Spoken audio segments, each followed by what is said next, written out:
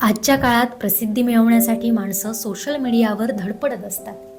काही जण छोट्याशा मदतीचंही मोठं प्रदर्शन करतात, तर काही जण पुरस्कार, सन्मान आणि सत्कार मिळवण्यासाठी प्रयत्नांची पराकाष्ठा करतात. पण या सगळ्या गर्दीत काही माणसं अशी असतात, त्यांना ना प्रसिद्धीची हाव असते, ना पैशाची अपेक्षा, ना सन्मानाची लालसा. त्यांच्यासाठी दुसऱ्याचा जीव वाचवणं ही सर्वात मोठी पूजा असते. वेंगुर्ला तालुक्यातील तुळस गावचा काळाबाबू म्हणून सर्व परिचित असलेला रामदास नाईक हा असाच एक जिवंत देवदूत. परमेश्वर प्रत्येक वेळी स्वतः पृथ्वीवर येत नाही, म्हणून तो अशा काही माणसांना वेगळी शक्ती, वेगळं धैर्य आणि दुसऱ्यांसाठी जगण्याची वृत्ती देऊन पाठवतो. रामदास हा त्यापैकीच एक. कोणीतरी नदीत बुडत असेल, पुराच्या पाण्यात एखादं जनावर वाहून जात असेल, कुणाच्या घरात विषारी साप शिरला असेल, गावच्या नदीवर धोकादायक मगरी दहशत माजवत असतील किंवा पाण्यात कुणाचा तरी मृतदेह अडकलेला असेल, अशा वेळी बहुतेक लोक मागे सरकतात. पण अशा वेळी रामदास पुढे होतो, कारण त्याच्यासाठी संकट म्हणजे मागे हटण्याची वेळ नसते, तर त्याच्यासाठी संकट हे मदतीकरता धावून जाण्याची वेळ असते.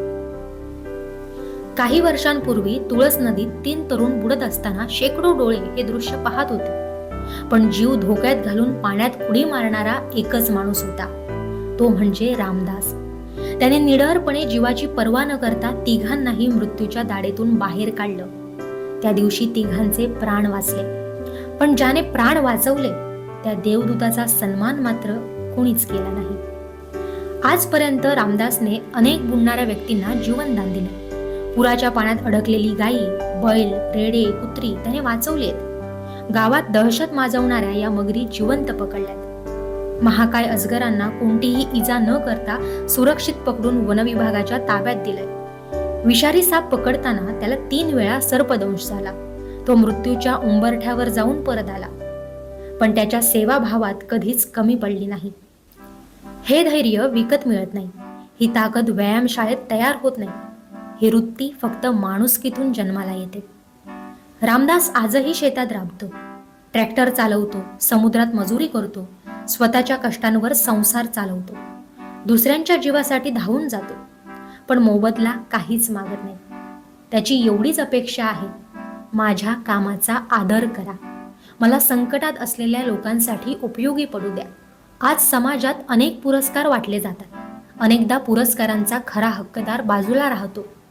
पण जर कोणाला जीवनरक्षक, लोकदेवदूत, जिल्हाभूषण किंवा माणुसकीचा पुरस्कार द्यायचा असेल, तर त्या यादीत सर्वप्रथम नाव असायला हवे ते या रामदासचेच. सिंधुदुर्ग जिल्हा प्रशासन, आपत्ती व्यवस्थापन यंत्रणा, वन विभाग, पोलीस प्रशासन, जिल्हा परिषद, ग्रामपंचायत, सामाजिक संस्था आणि लोकप्रतिनिधींनी अशा व्यक्तींची दखल घेण्याची वेळ आता आली आहे. अशा माणसांना केवळ शाल श्रीफळ देऊन नव्हे, तर त्यांना आवश्यक प्रशिक्षण, सुरक्षा साहित्य, आधुनिक संपर्क साधने, विमा संरक्षण आणि अधिकृत जीवनरक्षक म्हणून संधी दिली पाहिजे. रामदास सारखे लोक हे कोणत्याही गावाचे वैभव असतात. त्यांच्या अस्तित्वामुळे समाज सुरक्षित असतो. त्यांच्या धैर्यामुळे अनेक संसार उद्ध्वस्त होण्यापासून वाचतात. अशा व्यक्तींची उपेक्षा म्हणजे माणुसकीची उपेक्षा हो. आज तुळस गावाने, वेंगुर्ला तालुक्याने आणि संपूर्ण सिंधुदुर्ग जिल्ह्याने स्वतःला असा एक प्रश्न विचारण्याची गरज आहे, ज्याने दुसऱ्यांच्या घरातील दिवे कधीच विझू दिले नाहीत, त्याच्या आयुष्यात आपण सन्मानाचा एक तरी दिवा लावणार आहोत की नाही. जर अशा देवदूतांचा आपण गौरव केला तर उद्या अनेक तरुण त्यांच्या पावलावर पाऊल ठेवतील. संकटात धावून जाणारी माणसं वाढतील, समाज अधिक संवेदनशील होईल. रामदास हा केवळ तुळसगावचा शेतकरी नाही, तो माणुसकीचा पहारेकरी आहे. तो सिंधुदुर्गचा खरा हिरो आहे. त्याचा सन्मान हा एका व्यक्तीचा सन्मान नसून निस्वार्थ सेवाभावाचा, धैर्याचा आणि माणुसकीचा सन्मान असेल. अशा देवदूतांचा गौरव झाला तर समाज खऱ्या अर्थानं समृद्ध झाला असंच म्हणता येईल. मी आता ती जोता बिता काढलंय ना, ते 3-4 जोता काढलंय, बोलणारी बैल वया हातले असे ते बुरकले असे ते वाचले, शाप एकदम ह्या झाले ते वाचून कसे व्यवस्थित बाहेर काढले, त्याच्यामुळे त्यांना जीवदान मिळालं. आणि असे बुडणारे जवळजवळ 7-8 बुडणारे 10-12 असे काढले मी. शाप एकदम म्हणजे आजूबाजू लोक होते त्यांच्याने समजवल्याने, पण असं लोकांका माहिती नसल्यामुळे असं जात होता कसा कोणी पटकन असे सांगायला बघत नाही. सांगा बिंगाक बघणार नाही, त्याच्यामुळे लोकांचो जीव असो पाण्यात बिण्यात असो बुडान मरतात लोक. आणि हे जर जगाचे आले तर त्याच्यासाठी मी असं म्हणजे कसं ह्याच्या पाठी माझं काही उद्देश नाही, असा म्हणजे पैशा बिशाचा असं काही उद्देश नाही. लोकांपर्यंत असा पोचावा आहे की हय बाबा ह्यो काढणार बिडणार असा प्रेता बेता सहल बरीचशी काढली आहे मी, मगरी पण धरलं आहे.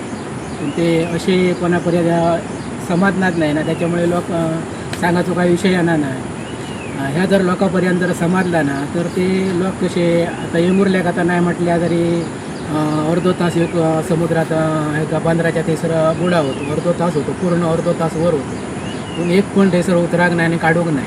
तोच जर म्हाका माहिती आला आणि म्हाका जर समजला आणि थंय हेल्ले तर मी ताका कसोच काडले असतो, माझो जीव धोक्यात घालून जालो तरी काडले असते, पण ताका बुडाक दिल्लंय नसते. म्हणजे ह्याच्यासाठी आता लोकांपर्यंत जर समजला ना तर थंयसर कोणी बोलयतलो आणि ते लोकांचो जीव वाचतलो. ह्याच्यासाठी ह्या मी करतोय, म्हणजे प्रयत्न करतोय.